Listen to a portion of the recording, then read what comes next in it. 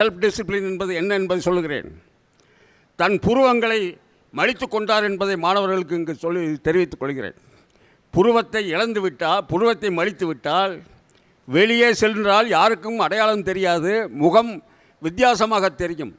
அதனால் அந்த இடத்திலேயே உட்கார்ந்து படிப்பார்கள் என்ற ஒரே ஒரு காரணத்துக்காகத்தான் அதை அவர் புருவத்தை மலித்து கொண்டு படித்து IAS தேர்விலே மிகச் சிறப்பான இடத்தை பெற்றார். சுத்தானந்தம் ஐயா அவர்கள் பெண் கல்விக்கு முக்கியத்துவம் கொடுத்தார். ஒரு பெண் வாழ்நாள் முழுவதும் தான் பெற்ற கல்வியின் துணை கொண்டு தன் சொந்த காலில் நிற்க வேண்டும் என வலியுறுத்துவார். அவர் கூற்றுக்கு பெருமை சேர்க்குமாறு இன்று மாணவர்கள் கல்வியில் உயர்நிலை அடைகிறார்கள், மாணவிகள் கல்வியில் உயர்நிலை அடைகிறார்கள். ஒரு பெண் கல்வியில் சிறந்து விளங்கினால் அவள் சார்ந்த குடும்பமே கல்வியில் சிறக்கும். எனவே மாணவர்களே, ஒரு வெற்றியாளன், மாணவர்களுக்கு சொல்லும் அறிவுரை இது, ஒரு வெற்றியாளன் அனைத்து சிக்கல்களிலும் வாய்ப்பை தேடுகிறான். ஒரு தோல்வியாளன் அனைத்து வாய்ப்புகளிலும் சிக்கலைத்தான் தேடுகிறான். நேரத்தை சம்பாதித்துக் கொள்ளுபவன் அனைத்து வாய்ப்புகளையும் சிறப்பாக பயன்படுத்துவான். என்றும் வெற்றியாளனாக விளங்குங்கள். மாணவ நண்பர்களே, டாக்டர் அப்துல் கலாம் அவர்கள் தன் உயர்கல்வியால் உயர்நிலை அடைந்ததற்கு தன் ஆசிரியர்களை வணங்குகிறார். ஆரம்ப கல்வியிலே சுப்பிரமணிய ஐயர் என்பவர்தான் அவரை மேல் படிப்புக்கு அனுப்புகிறார். ஹைஸ்கூலுக்கு அனுப்புறதை சொல்கிறேன், மேல் படிப்புனா ஹைஸ்கூல். ஆரம்ப கல்வியிலே சுப்பிரமணிய ஐயர் தான் அவர் மேல் படிப்புக்கு அனுப்புகிறார். உயர்கல்வியிலே திருச்சி சென்ட் ஜோசப் காலேஜில் ஆசிரியராக இருந்த டாக்டர் லெடிலாஸ் சின்னதுரை அவர்களை குறிப்பிடுகிறார். ஜனாதிபதி பதவியில் இருக்கும்பொழுது ஆசிரியரை நேரில் சந்தித்து வாழ்த்து பெற்றார். மாணவர்கள் உயர்நிலையை அடையும் பொழுது மகிழ்ந்து மனமாற வாழ்த்துபவர்கள் ஆசிரியர் மட்டும்தான் என்பதை இங்கு நான் தெரிவித்துக் கொள்கிறேன்.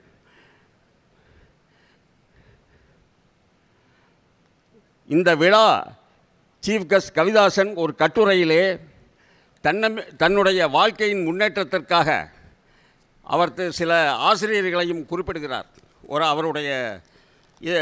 அவருடைய கட்டுரையிலே படித்தேன். எனது உயர்வுக்கு எனது ஆசிரியர்களே முழுமையான காரணம் என்பதை உறுதியாக சொல்கிறேன்.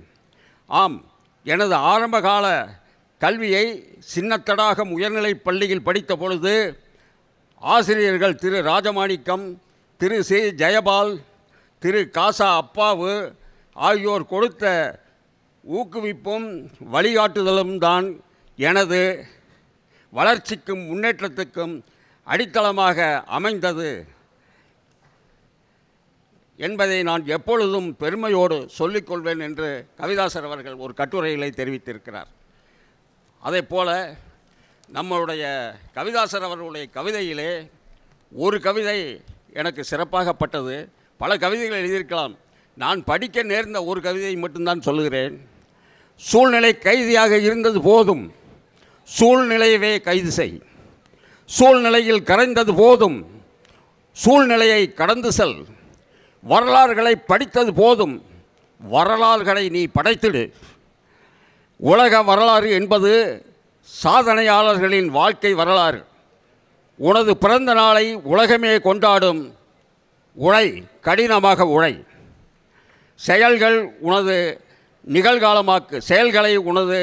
நிகழ்காலமாக்கு. கடந்த காலமும் எதிர்காலமும் கௌரவப்பட்டு கொள்ளும். தேடல்களுக்கு தொலைந்துவிடு. புதுமைகளின் விலாசம் ஆகலாம். விமர்சனங்களை கடந்துவிடு. வெற்றியின் திசை உனக்கு தெரியும். எதிர்பார்ப்புகளை எதிர்த்து நில்.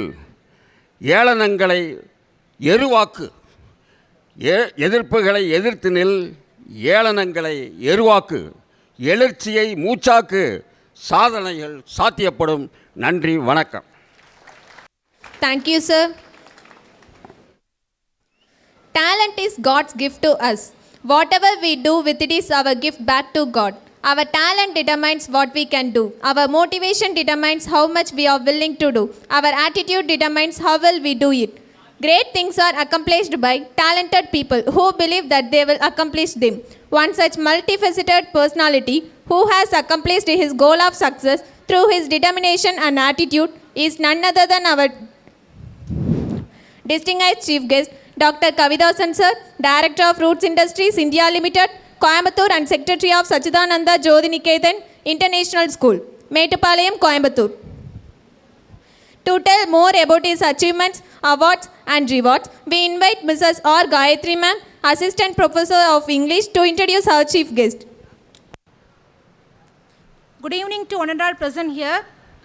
I feel very happy to introduce our today's chief guest. He was born on 29th August at Coimbatore, India, and he belongs to an agricultural family. Right from his childhood, he developed a deep desire for knowledge and education.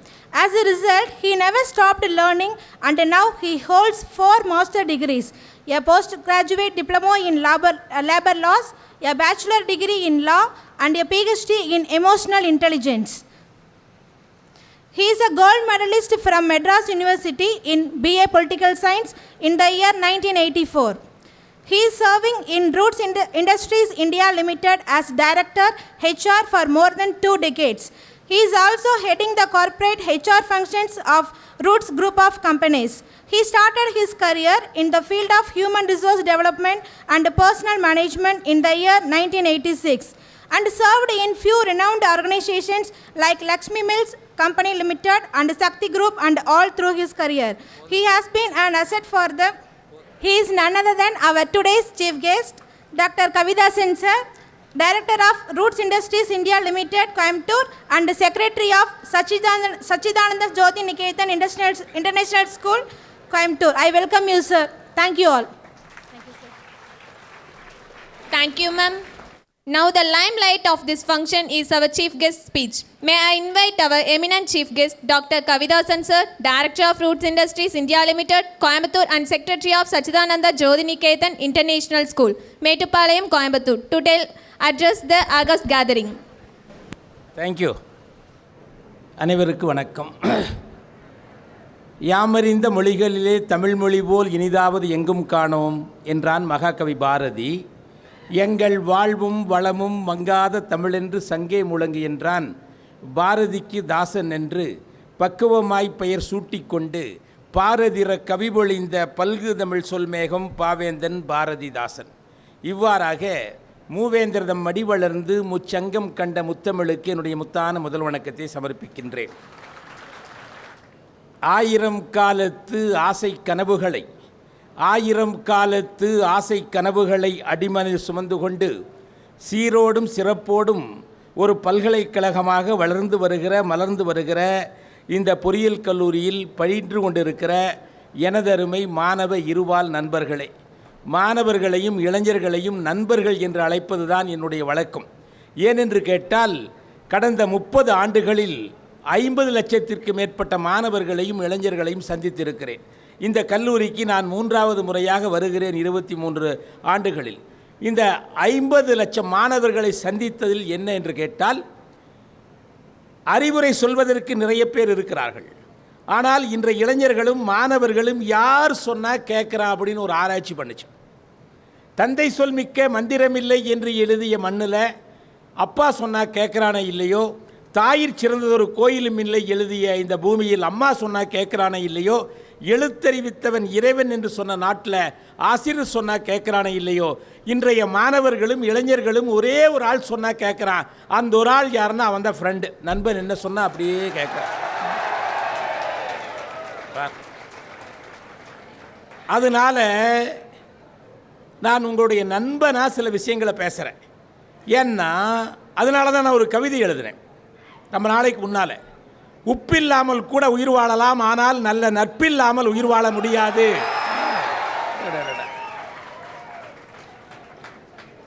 உப்பில்லாமல் கூட உயிர் வாழலாம், ஆனால் நல்ல நட்பில்லாமல் உயிர் வாழ முடியாது. ஏனென்று கேட்டால் அறிவு என்பது வாசிப்பது, அறிவு என்பது வாசிப்பது, அன்பு என்பது நேசிப்பது, குடும்பம் என்பது யோசிப்பது. ஏண்டா கல்யாணம் பண்ணு முன்னால் உட்காந்து யோசிச்சுட்டு இருக்கிறார். அறிவு சிரிங்க, கத்துங்க, ஆனால் கேளுங்க. அறிவு என்பது வாசிப்பது, அன்பு என்பது நேசிப்பது, குடும்பம் என்பது யோசிப்பது, ஆனால் நட்பு மட்டுமே சுவாசிப்பது. ஏன் சார் அப்படின்னா, நட்பு என்பது நடிப்பல்ல, அது இதய துடிப்பு. துடிக்கிறான் பாரு, அடாடாடாடாடா. சரி, நல்ல நட்புனா என்ன சார்? அங்கே வருவோம். நல்ல நட்புனா என்ன? கண்ணீரை துடைப்பவன் அல்ல நல்ல நண்பன், கண்ணீரை துடைப்பவன் அல்ல நல்ல நண்பன், கண்ணீரே வராமல் தடுப்பவன் தான் நல்ல நண்பன். அப்படி ஒரு நல்ல நண்பனா உங்க கூட சில விஷயங்களை பகிர்ந்து கொள்ளலாம் என்று வந்திருக்கிறேன். உங்களுக்கு யாருக்கும் அறிவுரை சொல்வதற்காக நான் வரவில்லை. ஏன்னா இந்த தேசத்தில் அறிவுரையை கேட்டதாக சரித்திரமே கிடையாது. எவனுமே அறிவுரையை கேட்கல.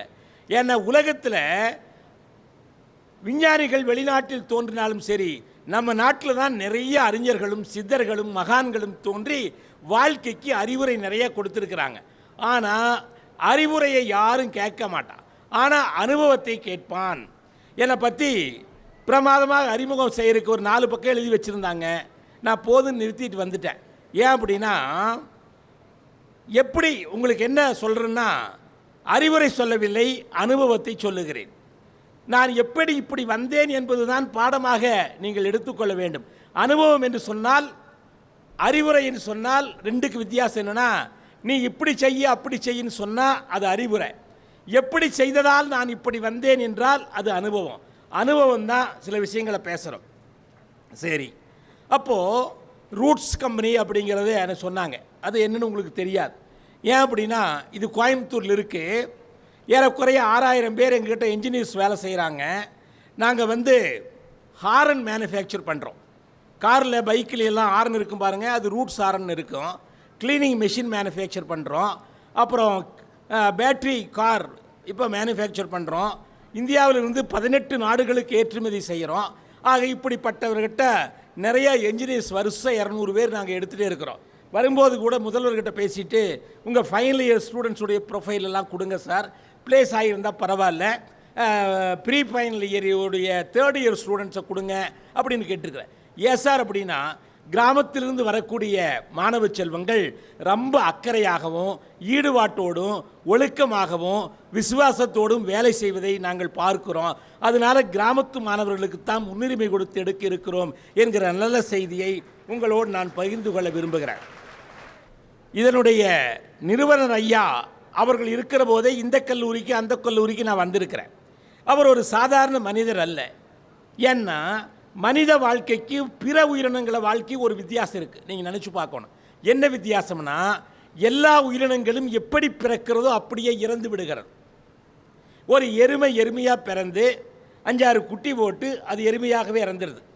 ஒரு நாயாக பிறந்து நாயாகவே இறந்துடுது. ஒரு புறாவாக பிறந்து புறாவாகவே இறந்துடுது.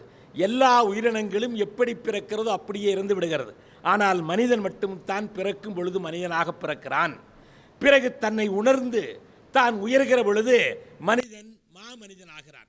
பிறகு மற்றவர்களை உயர்த்துகிற பொழுது மாமனிதன் மகானாகி மகாத்மாவாகி தெய்வமாகி விடுகிறான் என்பதுதான் மனித வாழ்க்கையின் தத்துவமாக நான் பார்க்கிறேன்.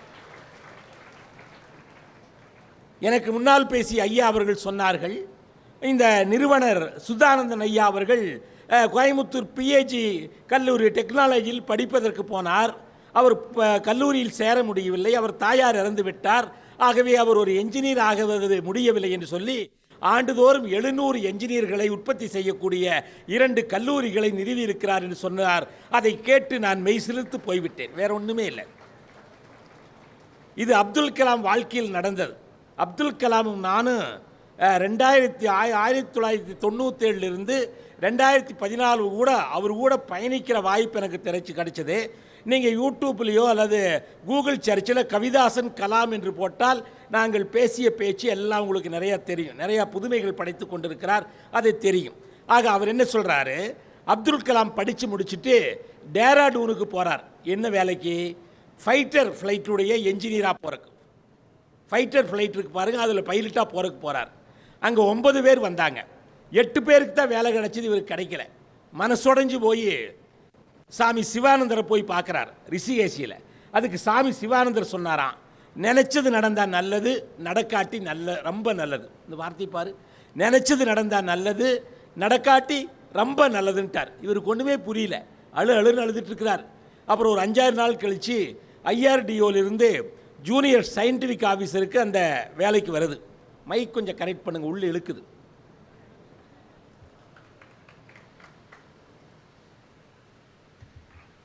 கரெக்டுங்களா? ஆக இப்போ கரெக்டாக இருக்குது. இங்கே ஸ்பீக்கர் கொஞ்சம் வச்சு விட்ருங்க, பைலட் ஸ்பீக்கர். அப்போது நினச்சது நடந்தால் நல்லது, நடக்காட்டி ரொம்ப நல்லதுனாங்க.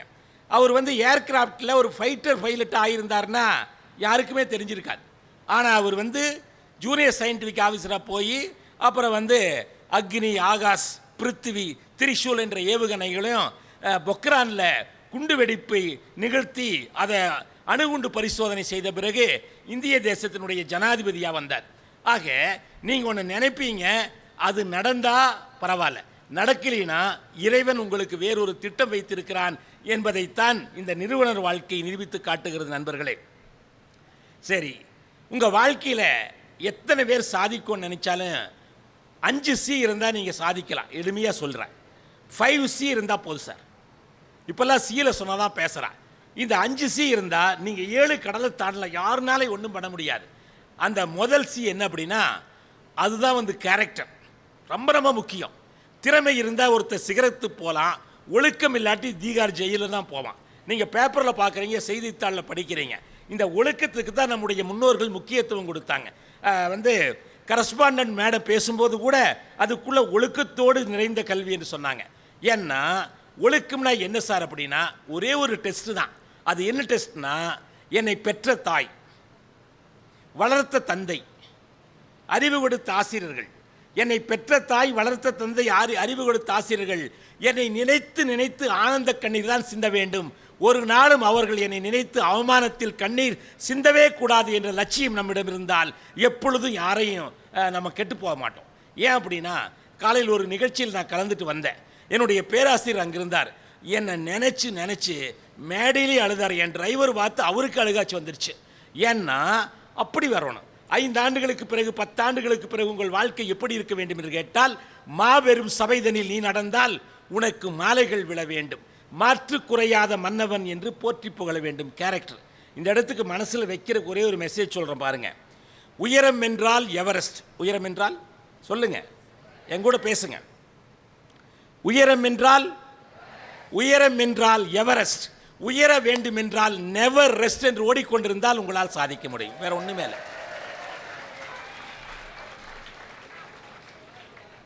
உயரம் என்றால், உயர வேண்டும் என்றால் never rest. If you rest you will become rest, then become dust. ஓடிட்டே இருக்கணும். புரிஞ்சுதா?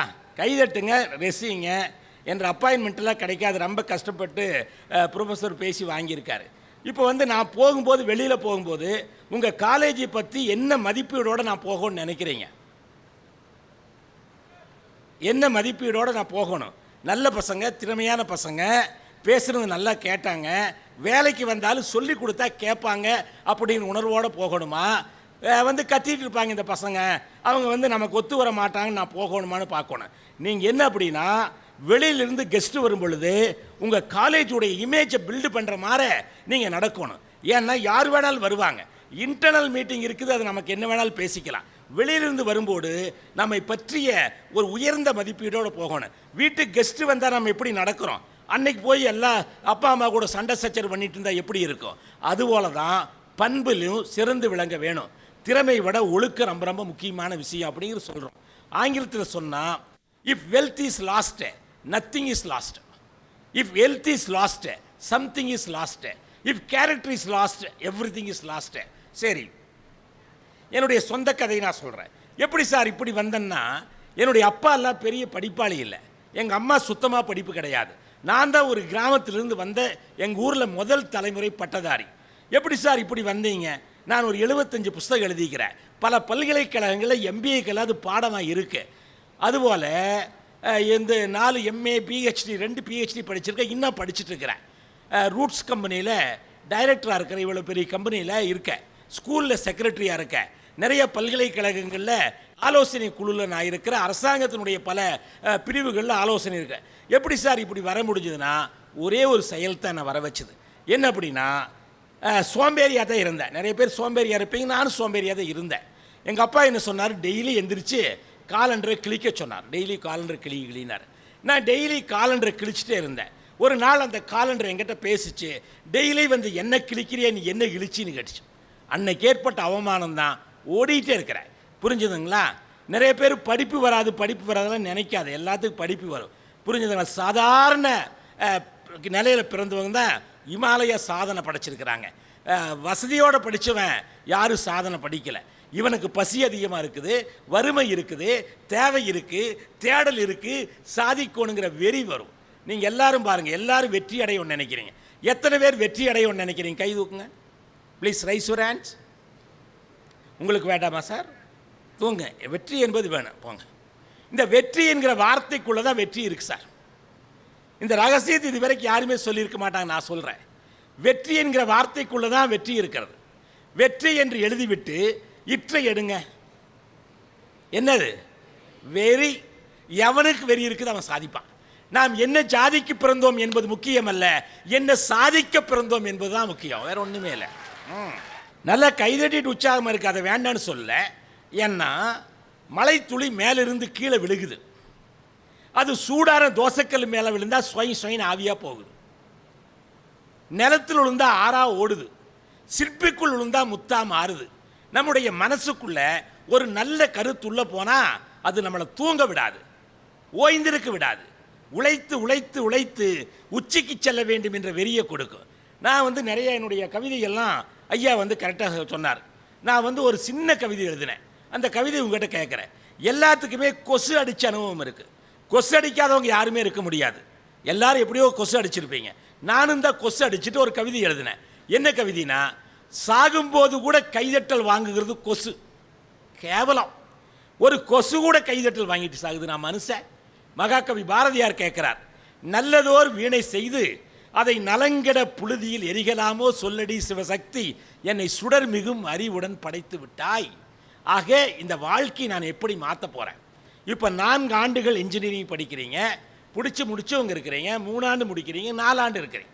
நீங்கள் நினச்சி பார்க்கணும், 1000 நாள் கஷ்டப்பட்டு படித்தா, 1000 நாள் இஷ்டப்பட்டு படித்தா, 1000 நாள் ஆர்வத்தோடு படித்தா, 1000 நாளில் ஆற்றலை பெருகிவிட்டா ஆயுள் முழுவதும் மகிழ்ச்சியாக வாழலாம். 1000 நாள் ஜாலியாக இருந்துட்டா ஆயுள் முழுவதும் கஷ்டப்படணும், அவ்வளோதான். ஏன்னா நீ வந்து இளமையில் வியர்வை சிந்தாவிட்டால் முதுமையில் கண்ணீர் சிந்தவன். புரிஞ்சுக்கணும். அப்பா அம்மா என்ன செய்வாங்க, கடனுடனே வாங்கி ஸ்காலர்ஷிப் கொடுத்து படின்னு அனுப்புவாங்க. நான் அப்படி தான் இருந்தேன். வசதியான குடும்பம் அல்ல. இன்னும் நிறைய சொன்னால் அதெல்லாம் சொல்லுவாங்க. எப்படி சைலேந்திர பாபு வந்து பரீட்சைக்கு போகும்போது தன்னுடைய கைப்ரோவை வெட்டிட்டார் பாருங்க. அவங்கெல்லாம் நாங்கள்லாம் கல்லூரி கால நண்பர்கள். அவர் இறையன் ஐஏஎஸ், எல்லா கல்லூரி கால நண்பர்கள். நாங்கள்லாம் எல்லாரும் ஒரு விதத்தில் சாதிக்கணுங்கிற வெறி எங்களுக்குள்ள இருந்தது. அந்த வெறி தான் உயரத்துக்கு கொண்டு போயிட்டே இருக்குது. புரிஞ்சுதா? நல்ல பொழுதியல். அப்துல் கலாம் நானும் சேலத்தில் ஒரு கூட்டத்தில் கடைசியாக கலந்துக்கிட்டோம். 2014 2012 கலந்துட்டோம்.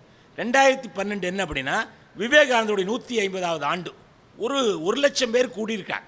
நான் அப்துல் கலாம் 2 பேர் தான் மேடையில் பேசுகிறோம்.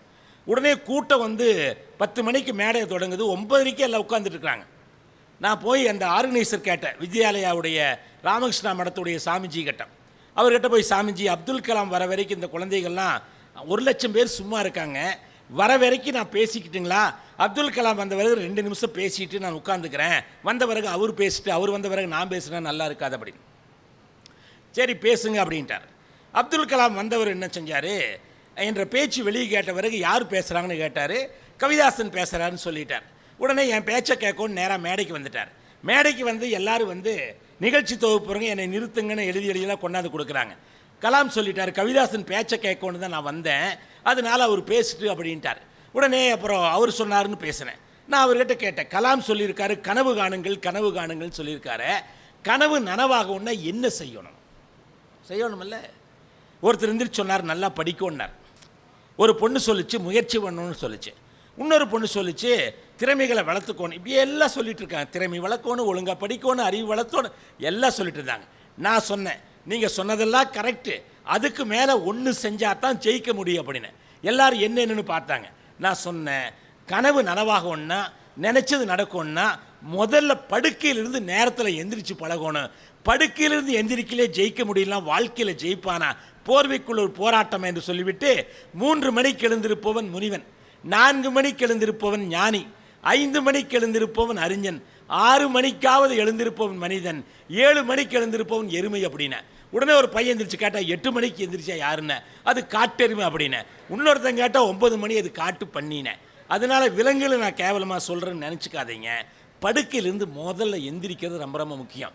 அப்போது அப்துல் கலாமை இங்கே பேசணும். ஏன் பேசணும்னா, அவர் ஒரு படகோட்டியின் மகன், பாரத குடியரசுத் தலைவரான.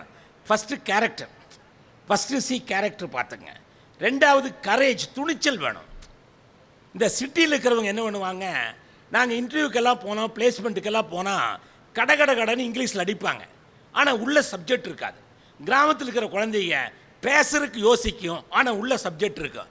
உள்ள சப்ஜெக்ட் இல்லாட்டி நீ பேச தெரியலன்னா எப்படி அவங்க சொல்லுவாங்க? அதனால கரேஜ் முக்கியம், துணிச்சல். கிரண் பேடி அவங்க தான் முதல் IPS அதிகாரி இந்தியாவில். அவங்க ஒரு புக் எழுதியிருக்காங்க, நான் துணிந்தவள் அப்படின்னு. பெண்கள் நிச்சயமாக அதை படிக்கணும். எவ்வளவு கஷ்டத்தை தாண்டி வந்தாங்கன்னு அவங்க நினைக்கணும். வெற்றியாளரெல்லாம் அது விபத்தில் கிடைக்கல, சாதனையில் வந்திருக்கு. சில பேர் விதின்னு தொந்துடாத. ஆற்றிலே போய் பார்த்தால், தண்ணீர் ஓடுகிற ஆற்றிலே போய் பார்த்தால் செத்த மீன்களைத்தான் தண்ணீர் இழுத்து செல்கிறது. உயிரோடு இருக்கக்கூடிய மீன்கள் என்ன செய்கிறது சொல்லுங்க? யாரோ ஒருத்தர் ஸ்டூடெண்ட்ஸ், நீங்கள் வகுப்பில் சொல்லிக் கொடுங்க. யார் எந்திரிச்சு சொல்லுமா? அங்கே பார்க்குறேன், உங்களை தான் கேட்குறேன். என்ன செத்த மீன்களை தான் தண்ணி இழுத்துட்டு போகுது, உயிரோடு இருக்கக்கூடிய மீன்கள் என்ன செய்யுது? ஸ்டூடெண்ட் யார் சொல்கிறேன்? எந்திரிச்சு சொல்லு. அதை சொல்கிற கூட தைரியம் இல்லையா? யார் எந்திரிச்சு சொல்லு? யார் சொல்கிறீங்கன்னு எனக்கு தெரியணும். சரி, மேலே வா, கைதட்டல் கொடு, வா, நல்லா கைதட்டு. அவருக்கு வெற்றி மொழிகள் என்ற புத்தகம் பரிசு.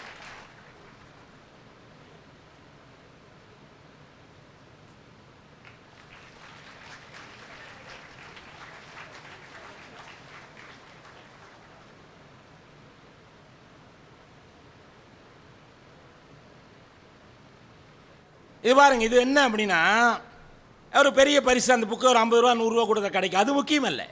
நிறைய பக்கம் உனக்கு விஷயம் தெரியும்னு சொல்கிறதுக்கு உன்னால் முடியறதில்ல. இன்குபேஷன் ஆங்கிலத்தில் பேர், தாழ்வு மனப்பான்மையின் பேர். சொன்னால் 4 பேர் சிரிப்பானவனு பேர்.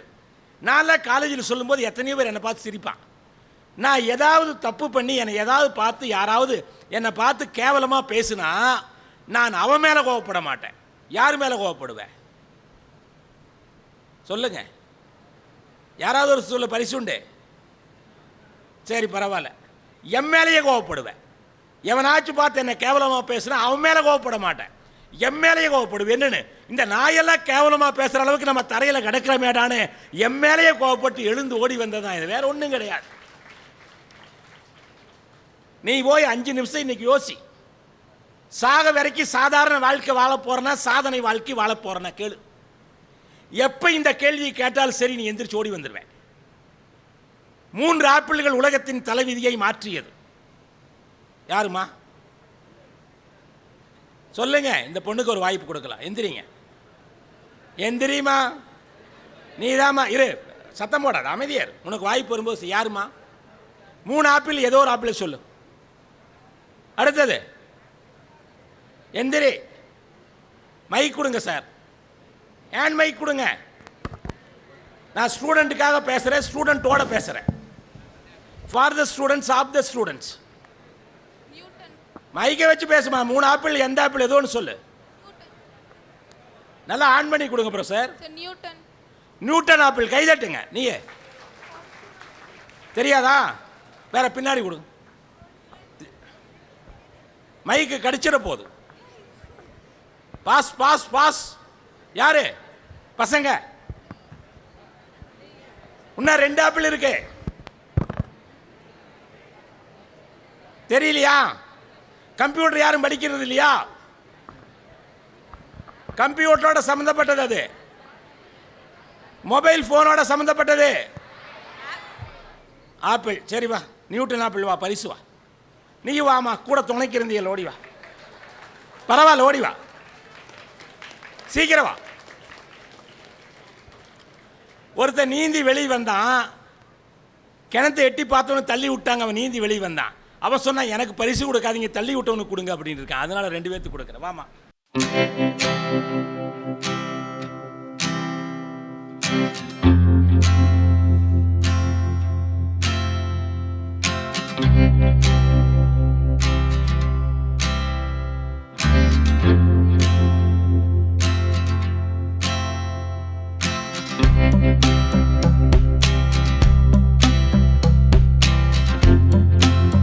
கவனி, இது கவனிச்சிரு.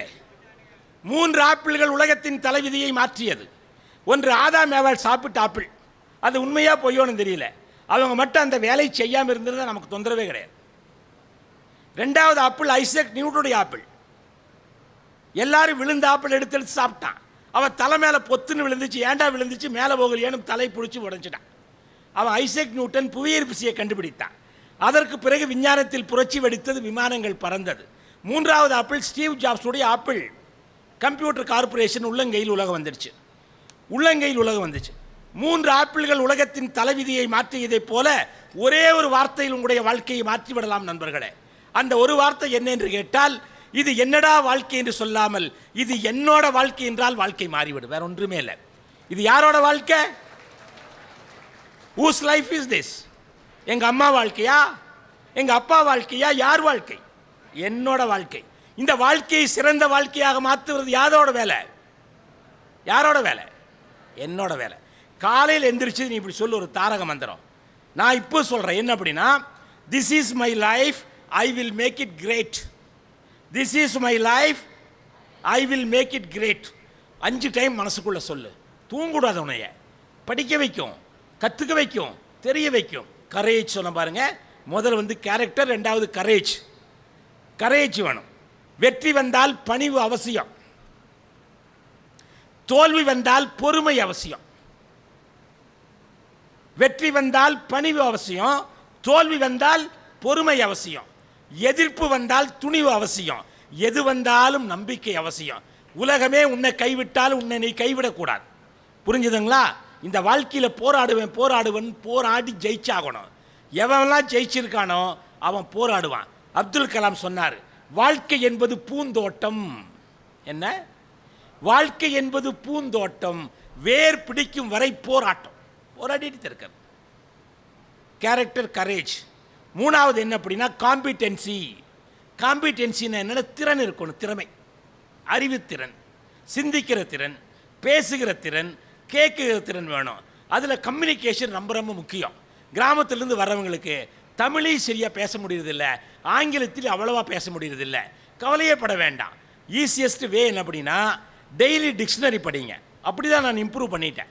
டெய்லி டிக்ஷனரி எடுத்து இன்னைக்கு 7 தொடங்குற வார்த்தையெல்லாம் படி, நாளைக்கு பி, அடுத்த நாள் சி, அடுத்த நாள் டி. இப்படி படித்தா 26 நாளில் டிக்ஷனரி படிச்சிருவேன். இப்படியே திரும்ப திரும்ப படித்தா 3 வருஷத்தில் 4 வருஷத்தில் வெளியே வர்றதுக்குள்ள 50 முறை டிக்ஷனரி படித்து you will become the walking encyclopedia, you will become the reservoir of knowledge. அதுதான் முக்கியம். அதனால தாழ்வு மனப்பான்மை எப்போ வேண்டாம். ஏன் சார்னா, உலகத்தில் எல்லாம் தெரிஞ்ச எவனும் இல்லை, ஒன்றுமே தெரியாத ஒருத்தனும் இல்லை. சரியா தப்பா? Nobody knows everything, everybody knows something. With something out to cover everything is life. தெரிஞ்சதை வச்சுட்டு ஓட்டுற வழியை பாரு. தெரியாது தெரியாது தெரியாது. எனக்கு தெரியாது. எனக்கு ஆங்கிலம் தெரியுது, இந்தி தெரியுது, தமிழ் தெரியுது, மலையாளம் தெரியுது, சான்ஸ்கிரிட் தெரியுது, அடுத்த மொழி தெரியாது. பாரதியாருக்கு 8 மொழிகள் தெரியும். இந்தியாவில் இருக்கிறவங்க அட்லீஸ்ட் த லாங்குவேஜ் படிச்சுக்கோ. பாரதியாருக்கு 8 மொழி தெரியும். த லாங்குவேஜ் பொறுத்த வரைக்கும் THE அப்படின்னா டீனா தமிழ், ஹெச்னா ஹிந்தி, ஈனா இங்கிலீஷ், 3 மொழி படிச்சுட்டியா நீ எங்கே வேணாலும் போகலாம். எல்லா மொழிகளையும் நீ வாசிக்கலாம், ஆனால் தாய்மொழியை நீ சுவாசிக்க வேண்டும் என்பதை மட்டும் மறந்துவிடக்கூடாது. 50 வார்த்தை தெரிஞ்ச ஒரு மொழியை பேசலாம். நிறைய பக்கம் இங்கிலீஷ் பேசுறதுக்கு ரொம்ப தடுமாறுவீங்க. Easiest language is English. ஒரு வெள்ளைக்காரன் நம்மளால பார்த்து பேசுகிறான், வாட்ஸ்அப்பில் வந்துச்சு. வெள்ளைக்காரன் என்ன சொல்கிறான்? ஐ am very sorry, I am very sorry. எதுக்குடா? My ancestors have spoiled your mother country for 200 years. அப்படின்னு என்ன அர்த்தம்? என்னை மன்னிச்சிரு, எங்கள் முன்னோர்கள் உங்கள் தாய் திருநாட்டை 200 ஆண்டு நாசம் பண்ணிட்டான்னு ஒரு வெள்ளைக்கார நம்ம தமிழால பார்த்து சொல்கிறான். I am very sorry, my ancestors have spoiled your mother country for 200 years. அதுக்கு நம்மால் இது சொல்கிறான், don't worry, don't worry, we are revenging you by spoiling your mother tongue every dayங்கிறான். உன் மொழியை கொள்றேன்டா, கம்முனா கம்மு கம்மாட்டி போன்ற அடிச்சுன்னு இருக்கு. தன்னம்பிக்கை மனசில் வைக்கணும். நான் கவர்மெண்ட் ஸ்கூலில் படித்தேன், கவர்மெண்ட் காலேஜில் தான் படித்தேன், கவர்மெண்ட் லா காலேஜில் படித்தேன், எல்லாம் கவர்மெண்ட் காலேஜ் தான் படித்தேன். காலேஜில் படிக்கும்போது என் மனசுக்குள்ளே தாழ்வு மனப்பான்மையை உடச்செறிகிற மாதிரி ஒரு வார்த்தையை கண்டுபிடிச்சி வச்சேன். என்ன அப்படின்னா, எவ்வளவு பிரச்சனை வந்தாலும் சரி, எத்தனை இன்டர்வியூக்கு போனாலும் சரி, எங்கே போனாலும் சரி, நான் என்ன நினைப்பேன்னா, ஒரே ஒன்று நினைப்பேன், எனக்குள்ள அசுர பலம் வந்துடும். நீங்கள் அப்படி நினைக்கிறத பற்றி எனக்கு ஆட்சேபனை இல்லை. அது என்ன சார் அப்படின்னா, எவ்வளவு பிரச்சனை வந்தாலும் சரி என்ன நினைப்பேன்னா, ஆனதாகட்டு அடிச்சுன்னு இருக்கு, அடுத்தது என்ன, அவ்வளோதான், வேற ஒன்றுமே இல்லை. ஆனதாகட்டு அடிச்சுன்னு இருக்கு, அடுத்தது என்ன, பரீட்சைக்கு எழுதுறிய 10 பக்கம் ஒன்றுமே தெரியலான்னு எழுதுறிய, ஏன் போய் பேசு. Nobody knows everything. வேறு பதில் தெரிஞ்சு என்கிட்ட சொல்லுன்னா இவ்வளவு பயப்படுறீங்க. அது உங்கள் ஊரில் உங்கள் காலேஜில் 1 இயர் முடிஞ்ச பிறகு, 2 வருஷம் முடிஞ்ச பிறகு 10 பேருக்கு முன்னால் போய் எப்படி பேசுறது, அதுக்கு சோசியல் ஸ்கில்ஸ் நம்ம டெவலப் பண்ணிக்கணும். புரிஞ்சுதுங்களா? யாரை பார்த்தாலும் பயக்கிறது என்ன, பாரதியார் சொல்கிறார், அச்சம் தவிர சொல்கிறார். உச்சி மீது வானிடிந்து வீழுகின்ற போதிலும் அந்த கவிதை போய் பெண்கள் கட்டாயம் படிங்க, பல வரும். புரிஞ்சுதா? அப்போ கேரக்டர், கரேஜ், காம்பிடென்சி. அதற்கு அடுத்தது என்னென்னா கிரியேட்டிவிட்டி. நீங்கள்லாம் என்ஜினியர்ஸுக்கு என்ன வேணும், எதையும் க்ரியேட்டிவாக யோசிக்கணும். இதை எப்படி வித்தியாசமாக செய்யலாம், அதை எப்படி வித்தியாசமாக செய்யலாம், எப்படி பண்ணலாம்னு யோசிக்கணும். மூளை தொழிற்சாலைக்கு எப்பொழுது ஓய்வு இருக்கக்கூடாது. எல்லாமே கிரியேட்டிவிட்டி தான் கண்டுபிடிச்சது. எத்தனையோ கண்டுபிடிப்புகளை போய் பாருங்கள், அது கிரியேட்டிவிட்டியினுடைய விளையாத இருக்குது. அதற்கு அடுத்தது கமிட்மெண்ட். கமிட்மெண்ட்னா என்ன சார்னா, எப்பொழுதும் நான் சத்தியமாக இருப்பேன், எப்பொழுதும் நான் ஒழுக்கமாக இருப்பேன், எப்பொழுதும் உண்மையாக இருப்பேன், எப்பொழுதும் பெற்றோர்களுக்கும் ஆசிரியர்களுக்கும் நான் கடமைப்பட்டிருக்கிறேன் என்று வேணும். எப்பொழுது ஆசிரியர்களையும் பெற்றோர்களையும் நான் கொண்டாடுவேன். ஆசிரியர்களுக்கு பெற்றோர்களுக்கு என்ன வித்தியாசம்? பெற்றோர்கள் நம்மை வெளி உலகிற்கு அறிமுகம் செய்தார்கள். பெற்றோர்கள் நம்மை வெளி உலகிற்கு அறிமுகம் செய்தார்கள், கரெக்டா? ஆனால் ஆசிரியர்கள் தான் உலகத்தையே நமக்கு அறிமுகம் செய்தார்கள். எந்த குழந்தை பெற்றோர்களையும் ஆசிரியர்களையும் கொண்டாடுதோ அந்த குழந்தை எப்பொழுது உயரத்துக்கு வந்துட்டே தான் இருக்கும். அவங்களுடைய ஆசீர்வாதம் நமக்கு நிச்சயமாக வேணும். என்னுடைய ஆசிரியர்களை எல்லாம் நான் கொண்டாடுறேன், என்னுடைய பெற்றோர்களை கொண்டாடுறேன். நிஜமாக வச்சுக்கோங்க, அவங்க இல்லாட்டி நம்ம இந்த உலகத்தில் இல்லை. யோசிக்கலாம், அவங்களுக்கு சயின்ஸ் தெரியாது சார், டெக்னாலஜி தெரியாது சார், கம்ப்யூட்டர் தெரியாது சார், ஆர்டிஃபிஷியல் இன்டெலிஜென்ஸ் தெரியாது. Life is the combination of old and new. வாழ்க்கை என்பது பழமையும் புதுமையும் சேர்ந்தது. ஒரு மரத்தை பாருங்கள், மரத்தில் எதெல்லாம் பழசு, எதெல்லாம் புதுசு. மரத்தில் இருக்கக்கூடிய வேர் பழமையானது. அந்த செடி எப்போ வந்துச்சோ அப்போ முளைச்ச வேர், அந்த வேர் பழமையானது. இலைகளும் தளிர்களும் மலர்களும் கனிகளும் புதுமையானது. அப்போது பழமையானது இருந்தால் தான் புதுமையானது வரும், புதுமையானது இருந்தால் தான் பழமையானது மதிப்பு. அதுபோல தான் சயின்ஸ் அண்ட்